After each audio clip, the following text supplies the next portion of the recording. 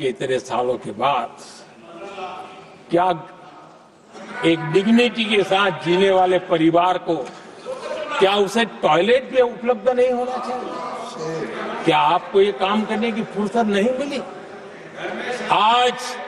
आज देश में टॉयलेट बनाने के अभियान को, जो गरीबों के लिए एक सपना था, उसकी डिग्निटी के लिए हमने इस काम को हाथ में लिया और हमने जी जान से उसे जुटे रहे। उसका मजाक उड़ाया गया, मुझे मालूम है, लेकिन उसके बाद भी सामान्य नागरिक के जीवन का गरिमा ये हमारे दिल और दिमाग में होने के कारण हम डिगे नहीं, हम अड़े रहे, हम आगे बढ़ते चले गए और तब जाकर के ये सपना साकार हुआ।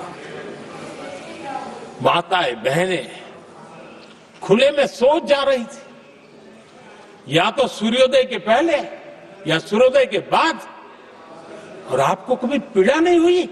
और उसका कारण यह था कि आपने गरीबों को और गरीबी को टीवी में देखा है, अखबार की सुर्खियों में देखा है, आपको गरीब की जिंदगी का पता नहीं, वरना आप इसके साथ ऐसा जुल्म नहीं करते। आदरणीय सभापति जी, इस देश के 80% जनता पीने के शुद्ध पानी के लिए तरसती रही।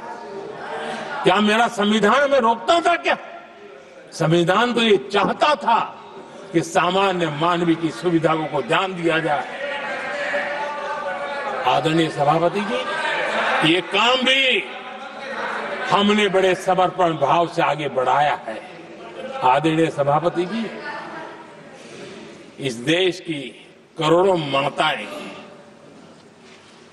चूल्हे में खाना पकाना और धुएं से आंखें लाल, कहते हैं कि सैकड़ों सिगरेट का धुआं, खाना पकाते हैं तब धुआं शरीर में जाता है।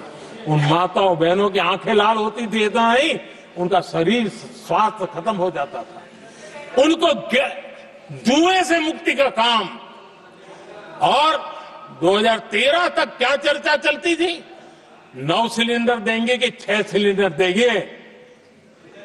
इस देश ने देखते ही देखते हर घर तक गैस का सिलेंडर पहुंचा दिया, क्योंकि हमारे लिए हर नागरिक 70 साल के बाद जो बेसिक सुविधाएं हैं उसकी तरफ।